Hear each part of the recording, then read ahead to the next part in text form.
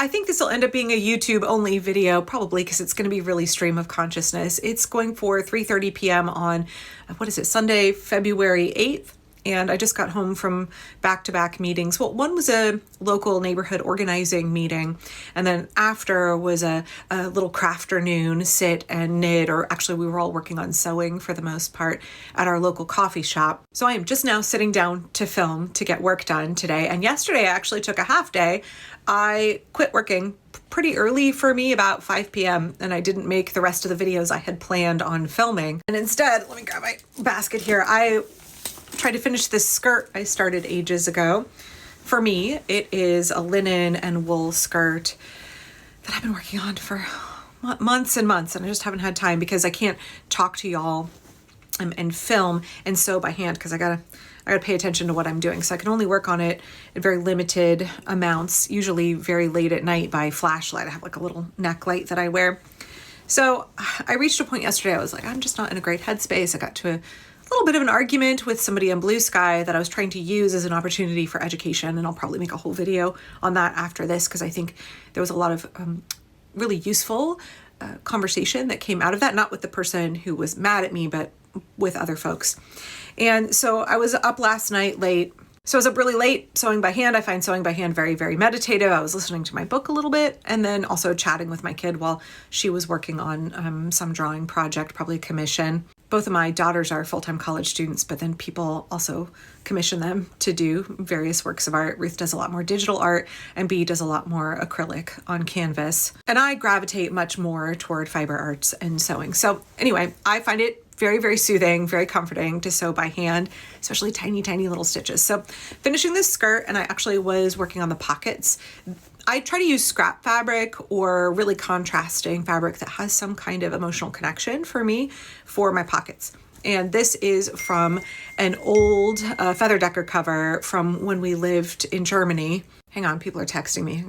Gotta mute this real quick. I don't know, so I like using contrasting fabric, something that I feel a connection to for pockets. It's like a little hidden treasure, right? When the pocket is all done, nobody can see all of that bright fabric in there until I decide that I'm gonna put something in this giant Victorian pocket that will get a connection, has a little tab that will connect up here to the waistband. And so that will support the weight of my phone and my wallet and my whistle and my earplugs or whatever is in my pockets. So last night I was working on finishing these, and that includes top stitching around the perimeter of the pocket. Helps it lay really nice and flat and looks really, really profesh. Lots of teeny, teeny, tiny stitches. So it probably took me, an hour and a half to get both pockets done. And then all that's left is the placket and hooks and eyes for the back closure, gathering the waistband, adding on the waistband, and then doing the hem at the bottom, which is going to be an awful lot of work. I've already cut the hem facing, which is really wide. It has a tarlatan liner in the middle so that the hem is nice and stiff. This is a Victorian walking skirt, by the way, and it'll be done. So hopefully in a few weeks I will be done with it if I'm not too busy to have time to sit down. And so really, really slow process.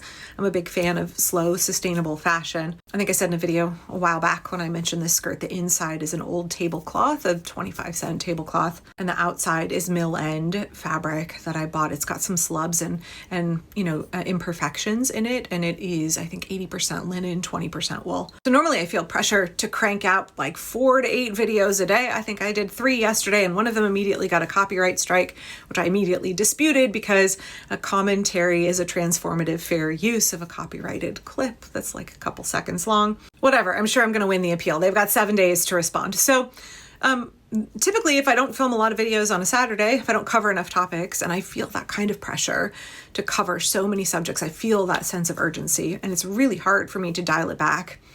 So this morning, I knew that I had a community organizing event. I thought, well, the rest of the day, I got all my topics scripted out. I'm going to have to sit down and film most of the afternoon. So I went to this local organizing meeting. We're focusing on how we care for our community, focused on mutual aid, on how do we support kids in our schools, how do we support our immigrant neighbors.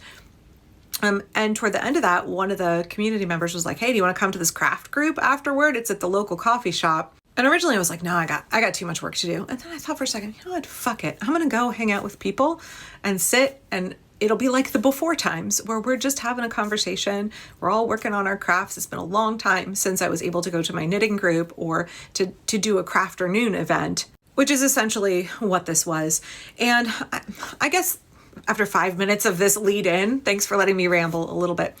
I was speaking with one of the other women there, and we were talking about how too many of our friends, people that we know, they think that consuming the news is resistance. They think being really mad and watching news stories that get them more mad is resistance. And I realized that I make my living as a social media creator, and I hope people will watch my videos. That's how I pay my mortgage, and that's how I'm able to have funds to donate to charitable causes and mutual aid. But I'm always encouraging people to strike that balance, because consuming news is not resistance. We need to be informed to an extent, but we can spend far too many hours in a day just marinating in news stories and commentary. And again, I'm sure a lot of people are like, well, that's rich, Angela. I'm not saying that you should follow my example. I don't sleep very much. I read a lot of my news stories and prep a lot of my videos very, very late at night when I probably should be sleeping. And I try very hard to not let my work interfere with community organizing. But today I'm so glad that I got pushed to go do something that wasn't organizing, that wasn't going to a protest, that wasn't some kind of training or committee meeting. It was just people hanging out, neighbors hanging out and working on our sewing and our knitting projects and needle felting projects and having a conversation at the local coffee shop. Rest is a really important part of resistance. Connecting with other people, nurturing your friendships, that's a really important part of resistance. We all need to be able to sustain ourselves through this very, very difficult period that we're living in, because it's not going to be over quickly. And also, those relationships are worth having. This is the one life that we get to live. And so those relationships are worth having right now in this moment. We don't have to wait until all of this is over to live our lives. We're living our lives right now. And I guess that sort of brings me back to this whole consuming the news is not resistance. Being angry and reading all of these news stories and listening to endless political analyses, that in and of itself is not resistance. So how do we strike that balance between making sure that we are staying informed, making sure that we are involved in resistance on a national level, right? Like contacting our electeds and supporting organizations that are doing good on a national level, like the ACLU, or on an international level, like Doctors Without Borders. How do we support our friends? How do we be in solidarity with our friends in other parts of the country and be informed about what they are doing in resistance and how we can maybe financially contribute to them? And also prioritizing hyper-local resistance, because that is ultimately where each of us will be most effective. That is where we have the greatest ability to do the most good. Not in big flashy ways that will make the headlines, right? Hyper-local resistance is often very anonymous. It's often done very much underground. People are not going to hear about the work that you're doing. Right? A lot of local neighborhood groups that are coming together right now and forming and doing signal chats or in-person meetings. A lot of people are going far more analog right now. You're not going to hear about those. But if you want to be involved in something like that, you can either start that group or you can reach out who in your neighborhood, who at your local school, who that lives next to you is thinking about and moving in the same way. And how can you all come together to do things like get groceries for immigrants? Help immigrants whose primary breadwinner has been abducted be able to make rent, right? How do you defend kids and make sure they can get to school safely? How do you form a neighborhood watch group? What are the goals of your local group? And how is it that you can do the most good right where you live? Because I'm telling y'all, you have so much ability to do so much good right where you live. Maybe it's something like Signs for Solidarity and you're building relationships with local businesses, letting them know what their rights are, letting them know how they can protect their immigrant customers and their immigrant employees. Maybe it's helping drive people to doctor's appointments because they're afraid of being abducted if they go by themselves. Maybe it's a comprehensive group of folks whose goal is to push your local city council to pass ordinances. Maybe it's a group of a dozen or so of you who sign up to give testimony back to back at your local county commissioner meeting, right? How is it that you can be most involved right where you are? What are the goals of your group? How can you connect with people? Because not only is that community care work really important, not only is that local resistance really important, it's also helping us decide what we want to shape our neighborhoods to become in the future. What is the America that we all deserve? What is it that we want? What kind of community could we have? We can start building that right now. It's resistance in the moment, and then it's also focused on where we're going. Where are we going? How are we going to get there? Where do we want to be? The answer to all of that is community. The answer to all of that is relationships with other people. The answer to all of that is being committed to investing locally. And that being said, all community building is resistance right now. They want us to be fractured, to be isolated. They want us to believe in the lie of individualism. They want us to reject community support because then we are more vulnerable. So anytime you are fostering relationships, you're building connections, that is an act of resistance, an under-acknowledged, underappreciated, and incredibly necessary component of resistance. I would argue probably the most important element of resistance. And likewise, in my local Indivisible group, one of the things that we try and remind each other is that this is a space with no shame and no judgment. We all have different levels of capacity. We all have different skills, resources. We all have different risk thresholds. We're bringing different things to the movement. But it's not just no shame and no judgment for other people. It's also no shame and no judgment for us, right? For ourselves. And I think for me, I definitely feel a temptation to judge myself when I do things that are not active resistance work, when I take time off to rest, when I take time off for social activities. And likewise, in my local Indivisible group, we talk about how there's no shame and no judgment. We all have different capabilities, different bandwidths, different resources, different risk thresholds. We all bring something different to the resistance movement, and the work that I'm doing is not going to look like the work that somebody else is doing, and that's totally okay. And the wrong thing to do is to smugly judge somebody else because you think they're not doing enough or they're not resisting in a way that looks how you think it should look. You don't know their limitations. You don't know what they've got on their plate. You don't know how much they're sacrificing.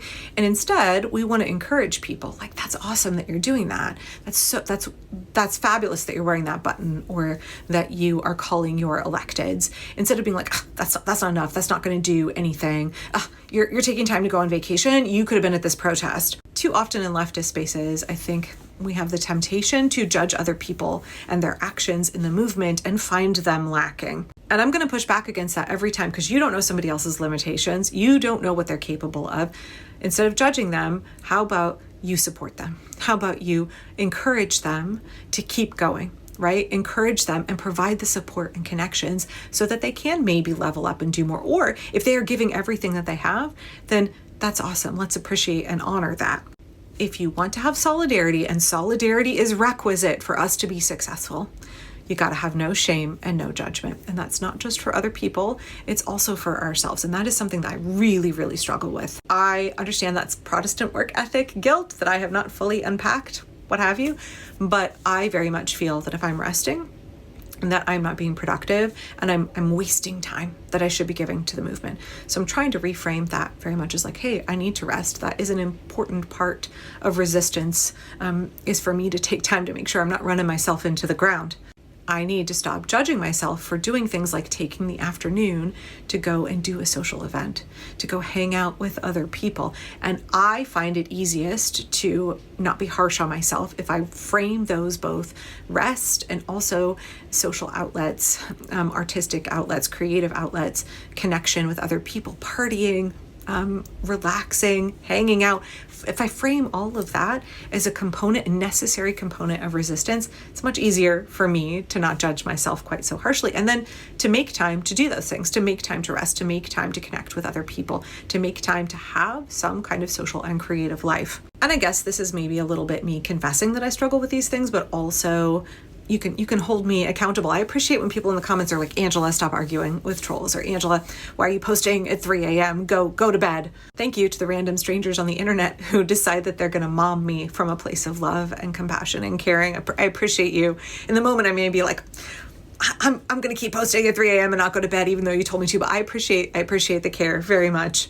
I understand the fear of complacency, but I don't think if you're watching this video, you're coming from a place of apathy and complacency at all. You're probably already pretty plugged in, and I'm sure there are ways that many of us could be doing more.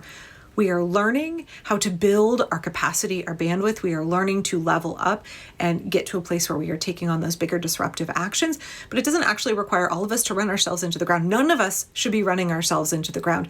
The way that we build out our capacity is we add more people to the movement, right? So that we're all shouldering a little bit of the burden. I don't want you to feel that it's up to you to stop this all by yourself, because it's not. It's not. We are in this together. It requires all of us doing what we can and not more than that, right? It requires everybody being involved. And if you push yourself to the point of burnout, you will no longer be involved. I've already seen a number of folks in the last year who were like really all in the first couple of months in some of the groups that I'm organizing in, and then they've just like completely fallen off the radar. I have no idea what happened to them. I have a sinking suspicion that they were not prepared to maintain that level of commitment for the long haul, and they got burned out. And we don't want that. We need everybody. Everybody has a place here. Everybody has a place here. And that means that we've got to make sure that we're caring for each other and we're caring for ourselves. Resilience, longevity, sustainability, and the success of our movement, that requires us to make sure that we are engaged in community care and people care, and that includes self-care. I'm preaching to myself here as much as to y'all, so please understand that. I actually want to read for a second. Oh, my book's upside down. I want to read for a second from Let This Radicalize You, one of my favorite books. This book, I've now read it 4 times in the last year. Organizers are not machines. We are living beings who experience stages of energetic growth, periods of exhaustion, and various stages of healing, reconfiguration, and renewal. The same is true of movements and communities. However, under capitalism, our value is measured in terms of our productivity. When our capacity wanes due to illness, exhaustion, or duress, workers are largely expected to remain productive anyway and to continue to contribute to the economy.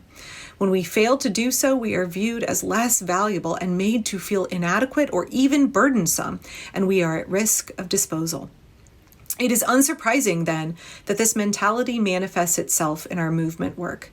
But the idea that we must remain productive at all costs leads to frustration, resentment, burnout, and collapse. Hayes and Kaba talk about the seasonality of organizing. The metaphorical spring is a time of growth. The capacity to educate and organize new people is ramped up, relationships are expanded, new coalitions are built. Summer, in this metaphor, is a time of consistent action, when energy is high and victories are potentially claimed. Fall is a time of harvest, when movements have achieved victories and endured losses. In fall, projects and coalitions may break down or sunset as the pace of work slows, allowing organizers time to reflect, share stories, and uplift labor of the previous season. The metaphorical winter is the most difficult season for many organizers because we have been conditioned to view less energetic periods of organizing as times of failure. I believe that individuals, organizations, and social movements go through seasons through this metaphor of seasonality, Saavedra told Kelly. I believe one of the main reasons why it's so difficult for us to be in a rhythm of seasons nowadays is because of the nature of the global system that we're in. That is highly and extremely productivist, and that is capitalism. Saavedra explained that capitalism creates this expectation of what we call the eternal summer, and this expectation that everyone should be in the eternal summer all of the time. Saavedra also pointed out that we have been conditioned to zero in on people's productivity as a point of interest by asking, what are they doing? What are they working on? There is even a stigma to burning out or not having the capacity to keep producing, he added, noting that this is exacerbated by not taking a long view perspective that recognizes how social movements operate in cycles of several years. Jumping down a little bit here, rather than operating at a breakneck pace until we crash and burn, respecting our seasons allows us to cultivate and build meaningful connections and projects throughout each cycle.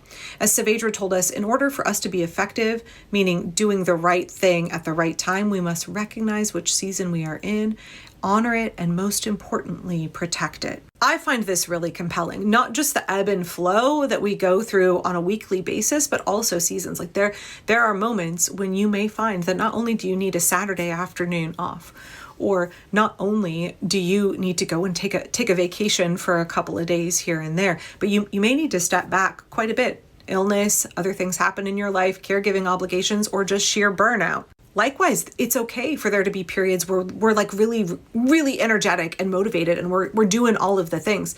If we can't sustain that for the long term and we need to kind of back off and regenerate and recharge, that's not a failure on our part. That's very, very normal. So I guess I would just ask for you and for me, what does that look like for longevity, sustainability? What does it look like for us to live our lives and to be involved in this work long term? How do we balance the desire to do the most good with the tendency to want to burn ourselves out and to judge ourselves through the lens of capitalist productivity? What does that balance look like for you? And how do we accept that what it looks like today may be different than what it looks like in the coming weeks or months? Okay, thanks for letting me ramble about this. And that being said, all community